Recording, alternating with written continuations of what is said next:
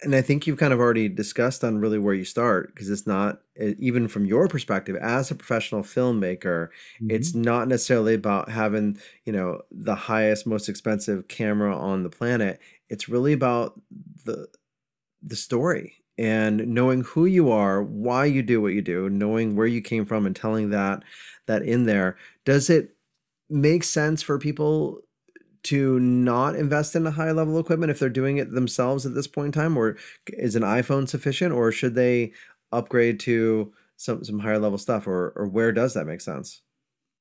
Yeah, I think an iPhone is sufficient. The iPhone or any phone, smartphone that you have, is the most powerful tool that you can have. Simply because even if you were a hire film production crew like myself, there's still so much content that we're not able to capture.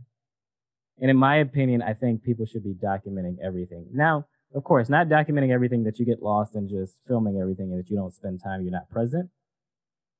But I think there are moments that have to be captured where it's like, this can be used sometime in the future. I don't know how, I don't know when, but it can be used.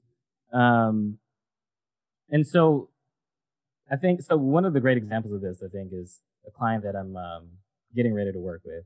He owns a skincare line, and um, with this client, he started his business in 2012, and he has a gold mine. And what I mean by that is, he started in 2012, and he documented everything that he was doing. He started in his apartment, in his condo, and he had all the products in his condo. He was mixing products in his condo. He had a backpack where he was going to show people the products himself. It was just him. Right now, it's a luxury brand.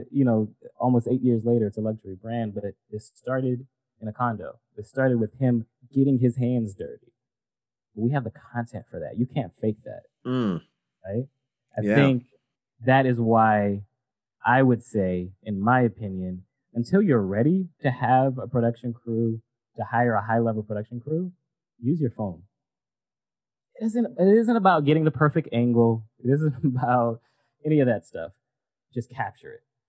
Because when you can capture it, and I've done this before where I've used my clients' cell phone footage of what they've captured from the past to tell the story, to document the story, to illustrate the story. And so I think for sure, I think every entrepreneur should focus on, or every human being should focus on documenting, because we are in an era where this technology is available. We're also in an era of being able to capture our family's legacies, right?